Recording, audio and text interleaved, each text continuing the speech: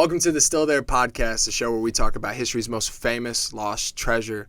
With me today, I have two treasure enthusiasts. We have Caleb Saller. Thanks for having me. Avery Poppin. Good Thank to be you, here, boys, man. for being here. Let's get right into it.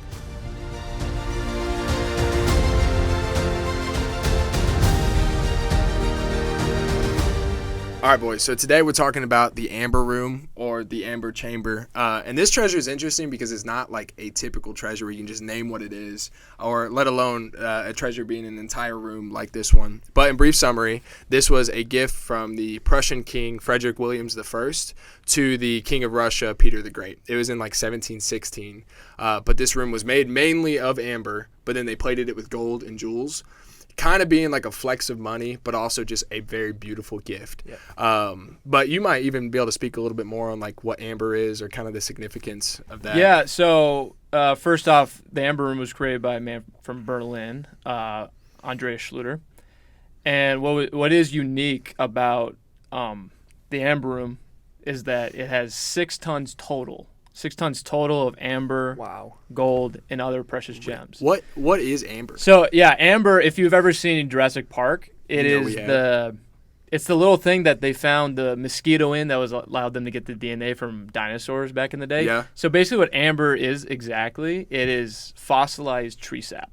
So Okay.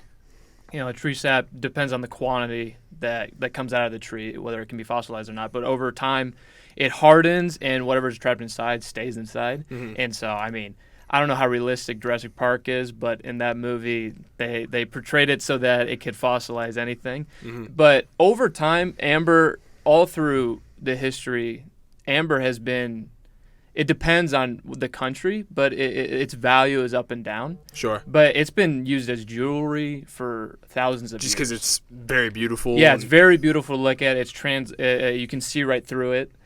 And yeah, it just depends on the country, location of the value of it. Yeah. hmm They established this whole room as a gift, and it was constructed and put into was it the Catherine Palace? Yes. The Catherine Palace, and it was there for over 200 years. Where is the Catherine Palace? Is that Königsberg? It's near St. Petersburg, which Okay, so Yeah. St. Petersburg, Russia is where it was in the Catherine Palace. So they installed this room, set there for over 200 years for people to adore. Absolutely beautiful. But then what happened after that with it? Yeah, so this was a room, like, during that time in Prussia, they used that to negotiate deals. They'd bring in, like, big, high officials. Mm-hmm. They'd have conversations there because it was such a beautiful room and such a majestic, like, flex of power and money. And it was worth, I think, up to $500 million is what the estimates were 500 of million. all the jewels. Because it wasn't just amber. There was lots of other jewels and precious metals Yeah. in there. And then it became a mystery in World War II. So we fast forward almost 200 years Okay. over to World War II. And Prussia was getting attacked. There was tension between Germany and Soviet Union. There's a lot of things happening. And the Germans ended up attacking the Soviet Union. And they ended up trying to hide this amber room because there's a lot of valuable art in there. There's a lot of valuable jewels. So they ended up putting just wallpaper over it. Yeah. And they thought that maybe the Germans won't find it. They won't worry about it. The Germans found it in like 36 hours within the attack. And the Prussians wanted to keep it up, but they were going to try to take it down and transport it. But they were like, the amber's breaking. We don't want to do it. So that's why they put up the wallpaper. Mm. And the Germans ended up finding it. They just took it down. I don't know if anything was damaged in there. Yeah. And they ended up shipping it off to remind me where I think it was Königsberg. Königsberg, Which was like okay. the hot spot where they would send out all their like All their art. values, treasures, everything like that. But it's kind of like whenever the Germans would like loot like that, they kind of hit them where it hurts. You got to think a room Yes. like this holds a lot of pride for the culture, but also just like the like money value of it all. So they hit them where it hurts and takes this room, box it up. So essentially, if they're stealing a room like this, they're taking each plate, boxing it up, so the whole room's just slowly dismantled, and then shipped off, like you said. But I guess when it hits Königsberg, the trail goes cold a little bit, right? Is that the case with it? Yeah, so the trail goes cold, and they kind of didn't know where it was. So it was Okay. shipped off, and people didn't really hear about it. Like, the Germans were looting so much art and jewels, and they were just stashing this all in their different places, and they kind of had control in the first half of World War II. And then once they started to lose control and the Allied powers started taking over, they were like, oh no, like, we have all this we have all these jewels and precious art and all these different things. We need to get rid of it. Mm-hmm. And so there ended up being an attack, I believe, On Königsberg, and the city was almost fully destroyed. Really? Was it Russia, Soviet Union attacking? The Soviet Union attacked Königsberg. So they attacked it, and I don't know if they knew it was there or not, but the Germans kind of knew of this attack, but the city just ended up being completely destroyed. And so the question that remains for this Amber Room, that's what makes it interesting for this podcast, is was all that Amber Room destroyed in that, but the Germans knew the attack was coming. So were they able to move that Amber Room, and kind of where is that today? Yeah, which I think that's really where the bulk of this conversation goes, because you have a piece so valuable and so large that they found like remains of treasures when they burned the city and it was all attacked, but they didn't find any remains of this Amber Room anywhere. So there's a lot of theories that go into what happened to all this treasure, and there's no way, if the Germans knew Soviet Union was attacking, no way they let all the treasure just sit there. No way. So there has to be an escape plan, and I think the Amber Room had to have made it out. So what's y'all's best theory on what happened to the Amber? So yeah, my theory going into this, there was so much of the Amber Room that it's actually impressive that they didn't find any in the rubble. Yeah. So that just makes me, if they didn't find any in the rubble, that makes me believe that there's no way it's there anymore. So Yeah. it has to be somewhere else. Because when it went to Russia, when the guy transported it to Russia, the Russian room in the Catherine Palace was even much larger than the original room. So they actually added more amber, added more gold, added more gems. So the fact that there are no remnants of that in where it was destroyed, Sure. that just means it has to be somewhere. So what I like to think, what I believe is my best educated guess is it's probably on the German gold train. Now the German gold train. What is the German gold train? The German gold train. It's some believe it's a myth. Some don't even believe it's real. It's just but with the German gold train, it carried most valuables, and especially stolen valuables of ancient artifacts, paintings, gold, all of it, precious metals, whatever they could put on that was valuable. They put in the gold train. So, kind of the main theory going behind the German gold train was that they shipped it off somewhere with the Amber Room on there, because they had enough time to get the Amber Room out of there. They knew that the Russians were coming, and they knew they were basically being defeated because the U.S. had just joined the war, and they knew they couldn't fight on both sides. So they had to retreat, but they knew the Russians were going to come in. So it's on the gold train. What we believe it's probably under a mountain somewhere. Okay. Trains, they go under mountains. They can't go over the mountains. They can't go around the mountains. They go through the mountains. So they have these tunnels. So it's probably underneath a mountain somewhere in Germany. Okay. That they probably blew it up to seal it off, or it's in a totally different area. Yeah. Remove the tracks too. So exactly. No case of it so ever being found. they just completely destroyed any evidence of it being there. Yeah. So it's almost a controversial conspiracy, just because there's really no proof of that. Yeah. But if we can prove that the German gold train is real, then that's a very high possibility that the Amber Room is that the Amber Room would be included with that. Which, I mean, that would be the treasure haul of a lifetime. Oh, yeah. I mean, if you find Eldorado? not only What forget do you it after compare? that. Yeah. Come on. Well, I mean, you find the Amber Room on the train, perfectly preserved as they transported it, along with tons of other missing treasures that have puzzled people for years. I mean, that would be a huge find for sure. Yeah. So I like the theory. But what do you think of Sally? What do you think? It would be huge. I'm a guy who likes cold hard facts and cold hard proof, though.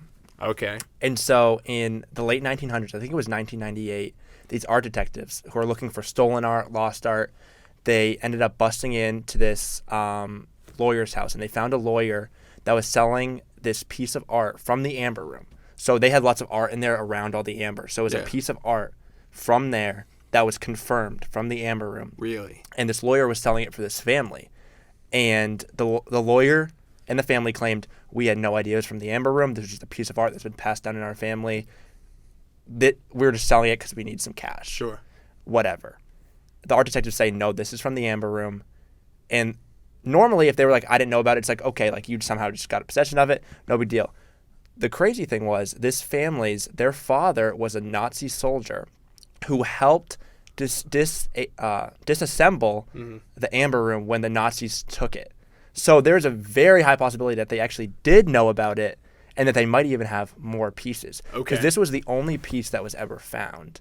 And we didn't talk about this, but in the late 1900s, I think 1970s, they ended up rebuilding the Amber Room in the Catherine's Palace. Where it was originally was. So they just rebuilt it. It's a replica. It's not worth as much, but just so people can appreciate the value of what it. it would have been. And none of it's from it except for this one piece that they found. They ended up putting it in the palace. So that's the only piece that's ever been found from the Amber Room.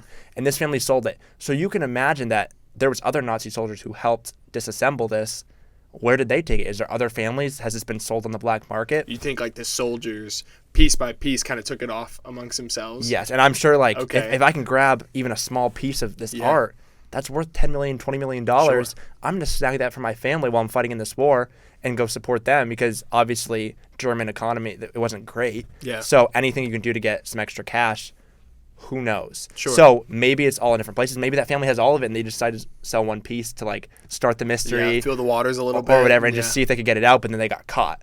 So maybe they're not okay. going to sell anymore and maybe them or another couple powerful families are sitting on it. That's my theory. Is you're I think some thinking. people are sitting on this or have already sold it maybe in the black market that we haven't even heard of or they haven't got caught. Could be in private collections after that for sure. Who knows? Well, what I like about that theory is it shows that, the Germans did know about the attack coming from Russia and they were able to get it out. Yes. Showing that if this piece survived, odds are it's not the only piece. Yeah. Which proves the fact that, or proves people wrong that say it was destroyed in the attack or the burnings and all of that. So it confirms it's still there. So it gives us some hope. I gotta say, I kind of like the gold train theory the most, just because maybe it's like the treasure hunter in me, like, okay, it's out there, that's the haul of a lifetime. I've actually even heard with your theory of the lawyer who tried to sell it, that his dad was a soldier that helped load it onto the gold train. Someone said that, Wow. stole the piece from it as it was loaded on. Now that is obviously not backed by a lot of facts or proof, but it's just one of those legends floating around out there. Whenever I'm thinking of it, I like to think of it either locked away in a warehouse somewhere, just like boxes collecting dust with tons of other treasures that were stolen that's just lost due to like misguided paperwork or forgotten addresses and stuff like that, or even the tunnels that are under the mountains of East Germany. There's a lot of like series of tunnels that the Nazis would use to hide stuff but also hide out in, so there's a good possibility a lot of these treasures are located in tunnels that we don't even know about. So those are a lot of the theories I have, but I tend to lean more towards the gold train, just something that excites me a little bit overall. There is a theory though that I want to talk about, just really to disprove it if we can. There was a boat that was leaving Königsberg, during the attack of the Soviet Union attacking Königsberg, and they loaded a ton of treasure onto it. It was in the Baltic Sea. I actually can't remember the name of it. Let me look at it real fast. It was in the Baltic Sea, and the name of it was the Karlsruhe. The Karlsruhe. It was in 1945, and they loaded a ton of treasure onto it, but it was torpedoed in the Baltic Sea. They just found the wreck not too long ago. So a big theory is that the Amber Room was loaded on that, and that it was hit with the torpedo, the Karlsruhe sank, and that the Amber Room is down there with it. Bad news with it is if it was on that ship, it's ruined. Amber does not fare well with water, especially being over 200 years old. Yep. At this point, I mean, we're looking at like 270 years old. It was crumbling to begin with. when they were Exactly. unloading, so. Exactly. So when we're looking at that, that theory would totally ruin this treasure. No way it's worth $500 million. But divers have gone down, and they've confirmed that there is like paintings and artwork down there, but absolutely no remains of anything of the Amber Room. And they've searched the wreck thoroughly. And when you have a whole room like that, there's no shot that you look through a whole wreck and you're not finding any trace of it. So they've gone through it several times, and they haven't found any sort of trace of it. So I'm a believer that it was not on that ship. Just because we want this treasure to still be there. So sir. hopefully we can hunt it down. You go know what I find mean? it. Let's Let's go do find it. it. Let's go find it. Well, thank you guys so much for joining us today. I hope the story of the Amber Room inspires you to go out there and find some treasure of your own. This has been the Still There podcast.